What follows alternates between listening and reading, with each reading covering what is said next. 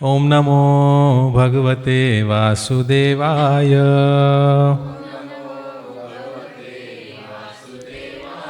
Om Namo Bhagavate Vasudevaya.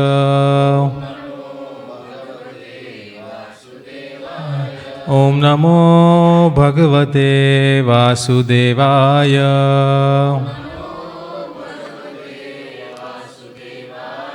Om Jnanatimirandasya Jnananjanashalakaya Chakshurunmilitam Yena Tasmai Shri Guruve Namah.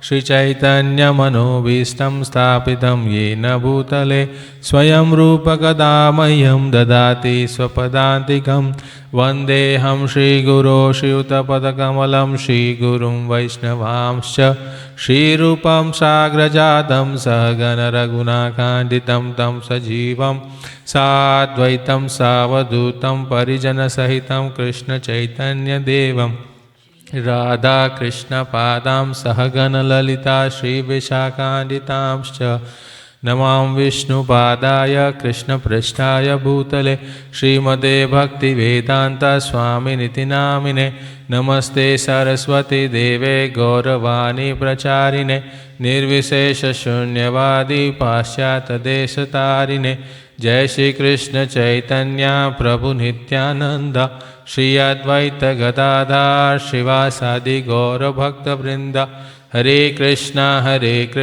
Krishna Krishna Hare Hare Hare Rama Rama Rama Hare Hare. Welcome to our Saturday Bhakti Riksha class. Birth, death, old age and disease are some of the most common problems which even Lord Shri Krishna mentions in Bhagavad Gita. He says, Janma Mrityu Jara Vyadhi Dukkha Doshanu Darshanam. One who can see these four problems of life, they are actually wise. So the problems of birth, death, old age and disease are very, very common, and it applies to all the living entities, not just to human beings, to everybody. In fact, as soon as there is birth, there will be disease, there will be old age, and eventually there will be death. It is a law of nature. Jatasya hi dhruvar mrityu dhruvam janma mritasya cha. One who has taken birth is sure to die. And after death, one is sure to take birth again. That is also confirmed. It's only when a person becomes liberated that he doesn't take birth. But otherwise, for all other living entities, birth and death is just going on and on and on. So, we have societies like Art of Living. People talk about how to live nicely and successfully in this world. But real teaching is art of dying. Living, everybody is living. Even cats and dogs are living. Cockroaches are also living. There's nothing to, really, it's only in human species that people are really wanting to know what is the art of living. But human's form of life is so valuable because it is only in this form of life that one can learn the art of dying. Otherwise, all other species, they just have to live and die. You cannot stop it. It is just going on and on and on. So death is very, very natural. It is going to happen. One of the disciple, Mataji, female disciple of Srila Prabhupada, once came to Srila Prabhupada and she was crying and lamenting like anything. That I think she apparently lost her husband. She was in deep distress. She was crying, and Prabhupada was saying, everybody has to die. Everybody has to die. So at first she could not understand. But what Prabhupada was saying there is no point lamenting, because this body is already dead. It was never alive. The body was never alive. It is only the soul which is inside the body which is moving the body. Once the soul leaves, the body is dead anyway. It's just like car. The cars are parked outside and they are stationary, they are not moving because the driver is not there. Once we all go and sit inside, the car will move. Same is with our bodies. Our bodies are dead. They were never alive. And it was the soul who was driving it. And so when death happens, the soul who was in that particular body leaves that body behind and goes on to take another body somewhere. Dehinosmin yatha dehe kaumaram yovanam jara tatha dehantara praptir dhiras tatranam huyati. Just as a soul passes from boyhood to youth to old age, similarly at the time of death, the soul passes from one body to the next one. One who is sober, dhira, is not disturbed by this change. A person who is sober, who has spiritual knowledge, is not disturbed by this change. So when a beloved or some close relative passes away, when that soul leaves the body, of course there will be some distress. There will be some hard feelings, and that is natural because there is some affection. So that is natural. But one who is sober will be able to eventually and immediately come back to the senses that nothing has happened actually. The soul was in this particular body, has now gone on to take on another body. Many times people say that person, when he leaves the body, when he dies, he's gone to the spiritual world. It's not necessary. It all depends on one's karma. It is very clearly said in scriptures that until and unless a soul has developed devotion for the Supreme Lord, Sri Krishna, till that time he cannot enter Vaikuntha. So they will have to take birth again somewhere in the 14 planetary systems, depending on their karma. If a person has been very pious, he will go on to take on a very good body somewhere in heavenly planets. He may even become a demigod. And if they have been very passionate, normal, then they may take on a human birth again. And if they have been sinful, then they take birth in the lower species of life. So this cycle is there. This is the law of nature that continues. But for the soul, there is neither birth nor death. Soul never takes birth and soul never dies. And it is very interesting the way Krishna has designed this whole thing.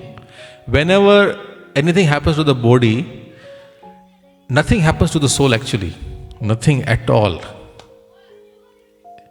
It's like this, all the distress that a person feels is because of attachment. This is very important for us to understand. Because as devotees, we have to really clearly get this. What is actually causing us distress? What is causing suffering?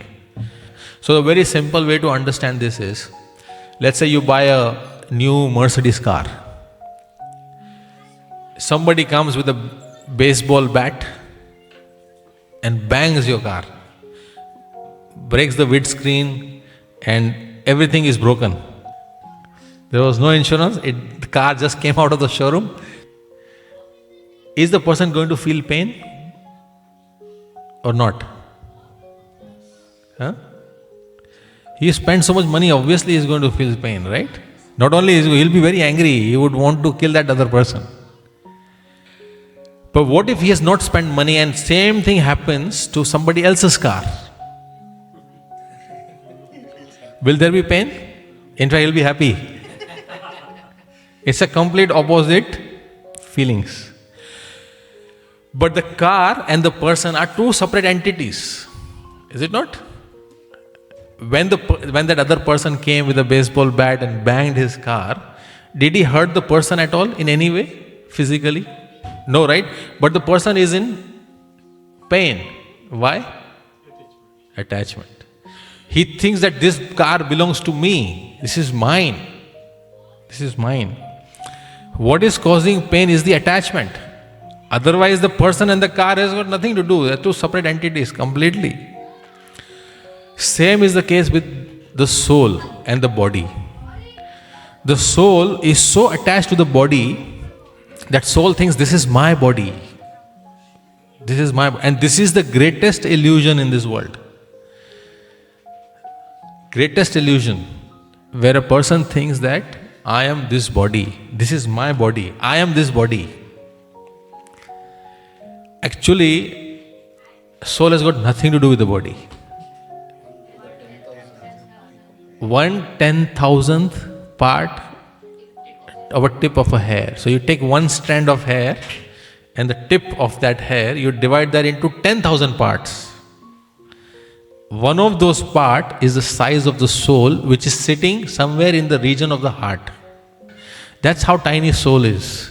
And that tiny soul is animating or moving this entire body. And it is so attached to this body. When you see somebody who is very much affected by the material circumstances around him or her, you have to understand the bodily attachment is very strong. And one who is not attached, still there may be some distress, but it will not last very long.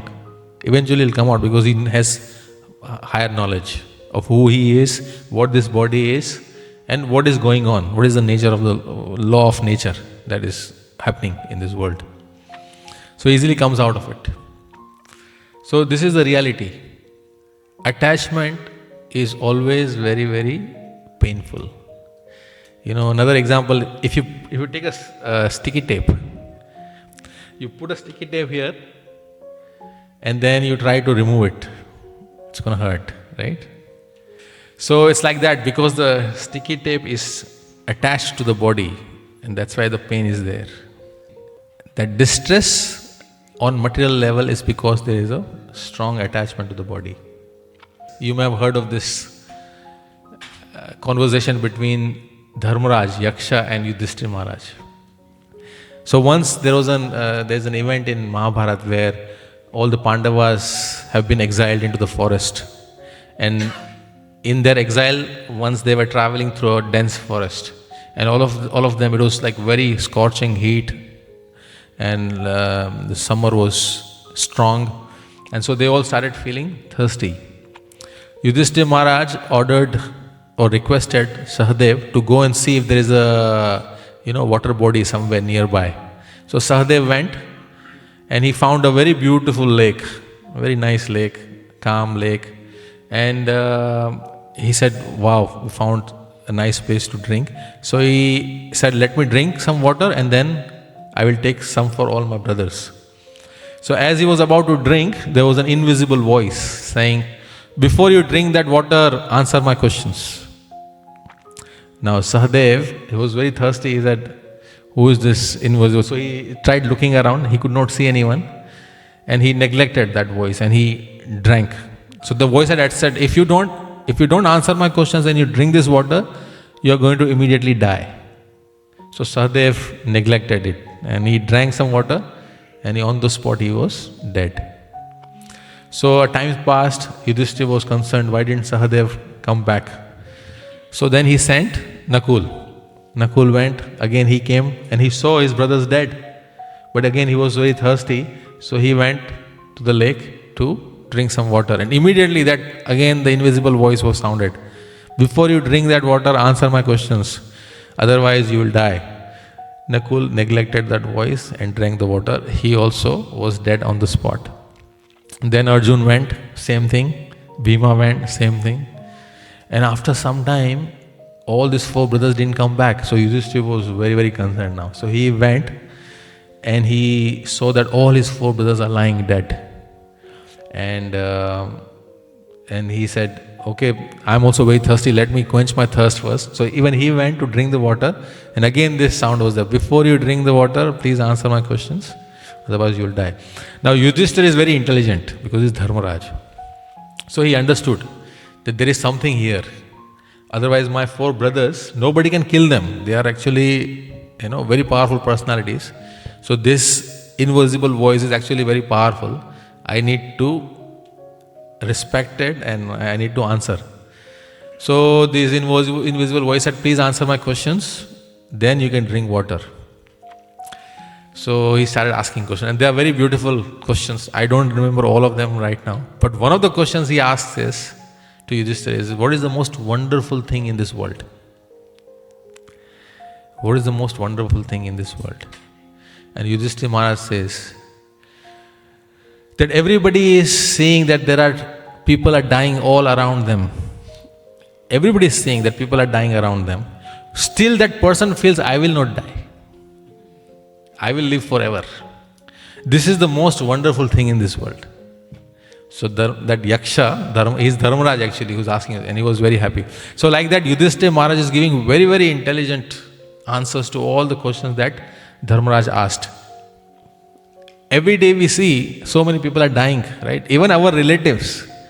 But we somehow or the other feel, I have got a lot of time. Is it not? I feel I will die when I become at least 80 or 90 years. My time, I have a lot of time. But this is such a big illusion. We don't know when we are going to die. There is no time. See, in normal exams, in your university exams, they will tell you the exam time, but they will not tell you the questions. In our life, the questions are already known, but the exam time is not known. Question is, did you remember Krishna at the time of death? Did you remember God at the time of death? This is a question, big question.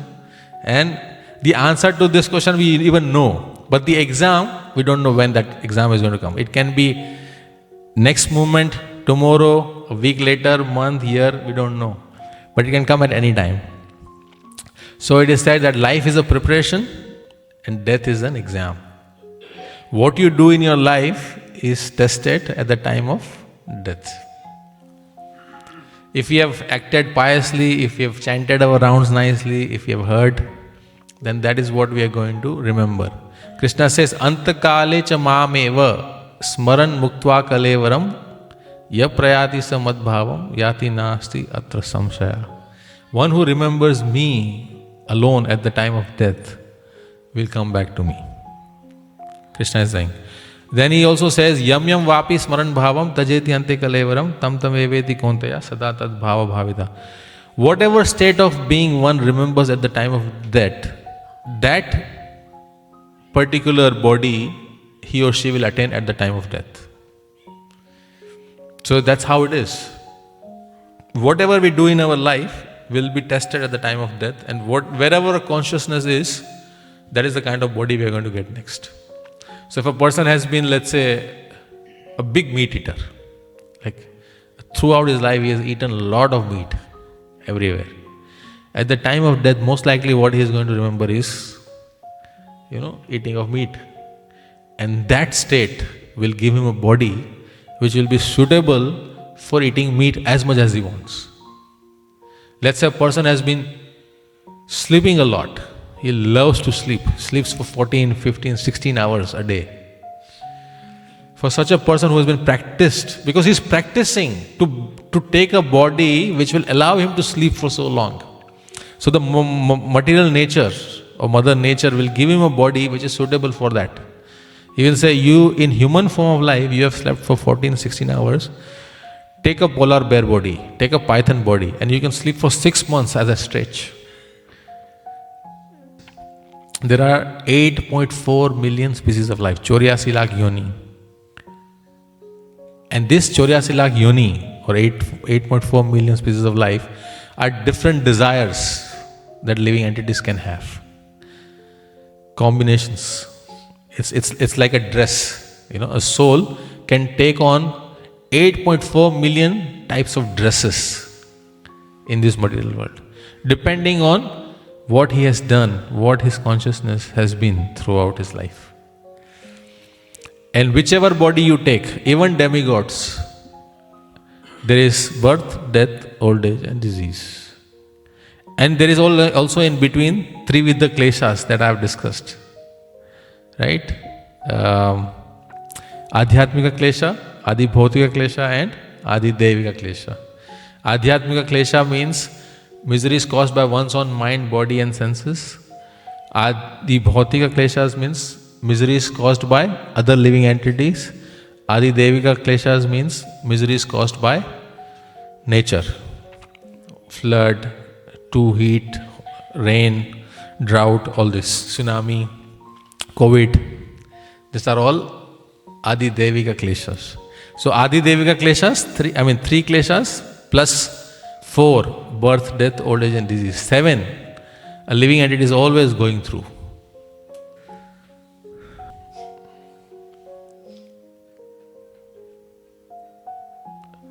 So what is the solution? There is a solution, and that solution is, Parikshit Maharaj? Parikshit Maharaj and Sukdev Goswami. Parikshit Maharaj, once he was in the forest, he was hunting and taking a tour, and he became very thirsty and hungry. So in the forest he could not find water, and there he saw a small hermitage of a sage. He went into the hermitage, and there was a sage who was in samadhi. He was meditating. Parikshit Maharaj was at that time the emperor of the world, not just king, emperor of the world. So he requested the sage who was in samadhi to give him some water. Now because the sage is in samadhi, he could not hear. So Parikshit Maharaj got really angry, and he took a dead snake and put it around the neck of the sage. And then he went away from the hermitage, but then he was thinking, oh, maybe that sage was really in samadhi. Maybe I have offended him. Parikshit Maharaj was thinking like this. That sage's son, his name was Shringi. That Shringi came to know that Parikshit Maharaj had come to his father's house and he had put a dead snake. So he became so angry that how dare he do this to my father. Immediately he took some Ganga water. At that time even the boys were so powerful, Brahmana boys. He chanted and cursed Parikshit Maharaj that you will die in 7 days of a snake bird. Snake bird who can emit fire. What we call dragon today, at that time. Takshak. So you will die in 7 days. So as soon as Parikshit Maharaj came to know that I only have 7 days. Now Parikshit Maharaj was so powerful at that time also that he could easily counteract the curse of Brahmana. But he accepted because he was already repenting that I have offended such a great sage. Whatever calamity or difficulty is supposed to come on me, let it come immediately. And then this news of curse comes to Parikshit Maharaj and he accepts it. That this is the will of the Lord. So immediately he gives up his entire kingdom, hands it over to his son, renounces everything and goes to the bank of Yamuna to sit down and fast till death. No water, no food. 7 days, fast till death. And he wanted a solution. What to do? What is the duty of a person who is just about to die? Now in the case of Parikshit Maharaj, he got a warning of 7 days. So he had 7 days to check WhatsApp, YouTube, whatever businesses he had to finish off. 7 days, right? He could have said, 7 days, hai na? First 5 days I'll make sure I'll resolve all my problems and issues that I have. The last 2 days I will go and do something about death. But Parikshit Maharaj is an intelligent devotee, very, very powerful devotee, Mahabhagavat. Immediately he renounced. And it is said that just as one renounces one's stool and doesn't even look back, similarly Parikshit Maharaj renounced his entire kingdom. He did not look back. And he went to the shore of Yamuna to sit down and fast till death. And at that time, so many sages around the universe had come in that place. And he was asking everybody, what is the duty of a man who is about to die? What is he supposed to do?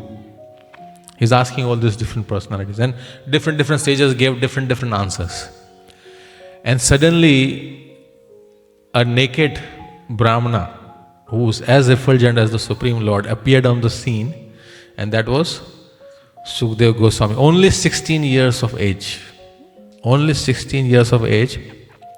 Before this event, everybody was throwing stones at Sukdev Goswami, That who is this? When you see somebody like that in India who's completely naked, we think he's a mad person, nobody respects him. But when he came in the assembly of exalted sages like this, all the sages offered obeisance to him, even including Parikshit Maharaj.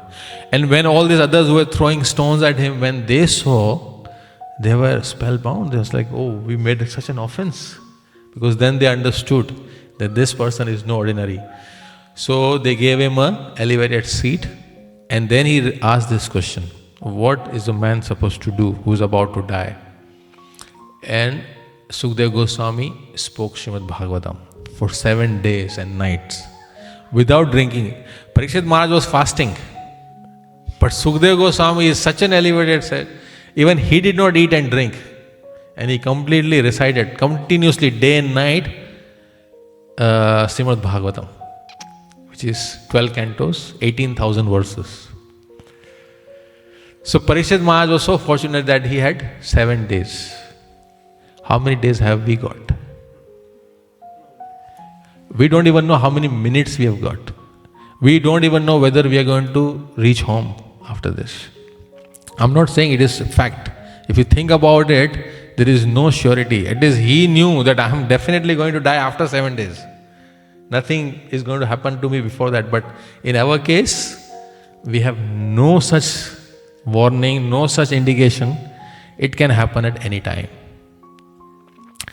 So the point I'm trying to make with all this is, when such events happen in our lives or in the lives of others, we should become more serious.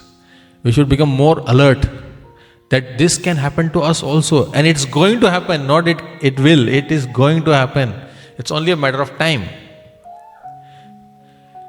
If we knew that I am going to die tomorrow, what are you going to do? Go for Garba? Maybe it's last day, tomorrow I'm dying, let me go to HBF, enjoy and come back. Who knows next life where I'm going to be? Maybe in lower species or demigods. Huh? Parikshit Maharaj was not at all depressed. He was so happy. He was renounced everything. He said, this is it. Because only a devotee will not be depressed in such situations. Otherwise, everybody else is going to go into deep. Because for devotee who has practiced spirituality, who has practiced chanting his rounds, who has been hearing Srimad Bhagavatam, for such a person, death is such a glorious opportunity to basically just become liberated and get out of this material world. So everybody is afraid of death. There is no person, they may say, मैं नहीं डरता, मौत बहुत से मैं नहीं डरता. जब आएगी ना तब पता लग जाता है. So everybody, it's easy to say, I am not afraid of death. But when death comes, अच्छों की हवा टाइट हो जाती है. So it is like that. Everybody is afraid of death. But a true devotee is really not afraid of death. He has reached a stage where he says, न जीने की इच्छा न मरने का डर. And it is true. He comes to that stage. The point is, even such events like this are alarm for us that this person died, that person died. That's why in India, they have the system of taking the dead body around the town, saying Ram Ram Satya hai, Ram Naam Satya hai, Ram Naam Satya hai, Ram का नाम लो, वही सत्य है, क्योंकि आपका भी ये situation होने वाला है. It is only a matter of time. In that society, Vedic society, everything was centered around perfecting one's life of going back home, back to Godhead. So it was so nice culture. It is definitely a saddening situation to hear of somebody passing away, but for a devotee, it just alerts him. He said, oh, this is another reminder. Let me chant my rounds very nicely, more intensely. Let me do more sadhu sangha. We don't know when that time is going to come. We don't know. Many people think that I will die when I become old. Death का कोई भरोसा नहीं है. It is unavoidable and it is We don't know when it's going to come. There's a nice story in regards to that. There was a business tycoon, very, very, very, very wealthy person. So death one day comes to his house. Death, personified death. कहती भाई time हो गया आपका, चलो. तो business tycoon बोलते हैं, अरे इतना जल्दी कैसे आ गए आप, अभी तो मुझे बहुत टाइम है. नहीं, आपका लिस्ट में नाम है, बस आपका समय आ गया. You have to go, this is you have to come with me. So business tycoon says, okay, you have come, why don't you sit down? Let me serve you, let me do some hospitality. So he started serving him, puri, papad, bhajia, this, that, halwa, everything started serving him. And Death was so satisfied. Death ate everything nicely, full pet, khush ho gaye Death. And then, after having a good feast, what happens next is you feel sleepy. So Death said, I'm very satisfied with the food. I need to take some rest. Please give me a place to take some rest. Business tycoon said, no problem at all. Please, here's a nice bed for you. You sleep. Sleep as long as you want. There's no hurry. So Death went and slept. And while the Death was sleeping, he went and took the list and cut his name, because his name was on the top. He cut his name and put it right at the bottom. To buy himself more time. So he put his name at the bottom. And then he was happy. अब तो Death मार नहीं सकते, मैं list में चला गया अभी. तो Death थोड़ी देर के बाद उठे और कहते, वाह क्या मज़ा आ गया, आपके जैसे घर पे खातिरदारी मेरी कहीं नहीं मिली मुझे. मैं आपसे इतना खुश हूँ, मैं ऐसा करता हूँ, मैं लिस्ट नीचे से शुरू करूँगा. मैं आपसे इतना खुश हूँ, I will start from the bottom. अब बॉटम में उनका नाम है. So death is unavoidable. There are so many stories like this. There's another story, very famous story about Yamraj. So there was a meeting in Kailash. All the demigods had gathered there for a meeting, even including Lord Vishnu. So Vishnu's Vahan is Garuda. So on Garud, Vishnu ji came and he went inside. After some time, Yamraj also came. So when Yamraj came, Garud saw that Yamraj is coming. And Yamraj looked at a sparrow. There was a sparrow, a small sparrow. And when Yamraj looked at the sparrow, he did this, like this, eyes. So Garud saw that Yamraj raised his eyes on the sparrow. So Garud understood that next turn is this sparrow's. So anyway, he did that and he went inside. Yamraj also went for the meeting inside. Now Garud in the meanwhile was thinking, Yamraj has raised his eyebrows on this sparrow. Let me, because she is my sister, let me take this sparrow somewhere very far away so that Yamraj will not be able to kill this sparrow. So Garud, he can fly at thousands of miles in seconds. So he took that sparrow, put her on the back, and flew her thousands and thousands of miles away, somewhere far, and there was a lake somewhere, and he put the sparrow there and came back. Now meeting was over, everybody came back, and Yamraj also came, and Yamraj met with Garud, and Garudji asked, when you came, I saw you raising your eyebrows on that sparrow.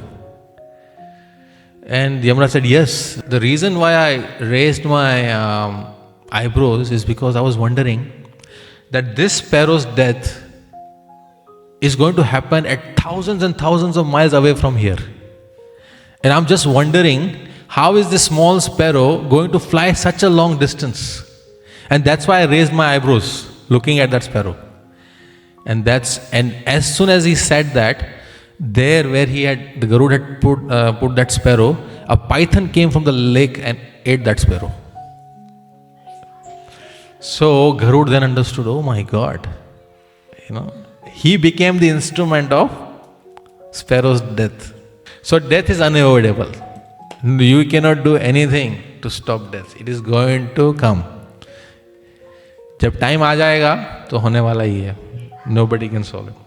So before वो time आए, जो भी time आपके पास बचा है उसको भगवत भक्ति में इस्तेमाल कीजिए, भगवत भक्ति में यूज कीजिए. Because anything which can save you at the time of death is this only. What is your remembrance at the time of death? Who do you remember at the time of death? Who comes in your consciousness while you are leaving your body? This will decide your next destiny. Simple. Whatever the state of mind is, that state you will attain in the next. So if you have not done bhakti in this life, it is going to be one of the dresses in 8.4 million species of life. 100%. 84 lakh योनि में कोई भी एक योनि तो हमें लेनी पड़ेगी. अगर भक्ति की है और भगवान के लिए प्रेम जागृत कर लिया है अपने हृदय में, फिर वैकुंठ पक्का है. So now we can understand how much time we have. Very less. Very, very less. जड़ो Bharat का स्टोरी सुना है ना आपने? It cost him 3 lives. He was so damn serious. उसको पता था ये this life is my last life. I'm not going to take single chance. He was the most intelligent person, but he acted foolishly throughout. His parents threw him out of the house. Said, you get out. Because he knew what is what. And so he acted so perfectly that he did not entangle himself in any material circumstance. And he liberated himself. So we have to understand the seriousness. As I have discussed earlier, that whatever bhakti we do, next life we are going to start from there. So we are not going to lose. Wherever we end in this life, we are going to start from there, the next life. So very important message that we have to take bhakti very seriously and practice with full sincerity as much as we can. We all have our conditioning. So whatever we can do, we should try our best and absorb ourselves in Krishna consciousness, chanting very attentive rounds, rising early, taking only prasadam, associating with devotees. All these are very, very important. Without this, there is no success in life. This is real success. Becoming millionaire, lot of money, fame, nothing is going to last. It's all kshanik. It's only till you have this body. Fame, money, all this is related to the body. Do something for the soul. Do something for yourself. Because that's what you are, the soul, not this body. And chanting is one thing. So bhakti is what goes with you to the next life. Everything else just stays behind, even including this body. So that was the message I wanted to give. Is there any discussion, any questions, comments?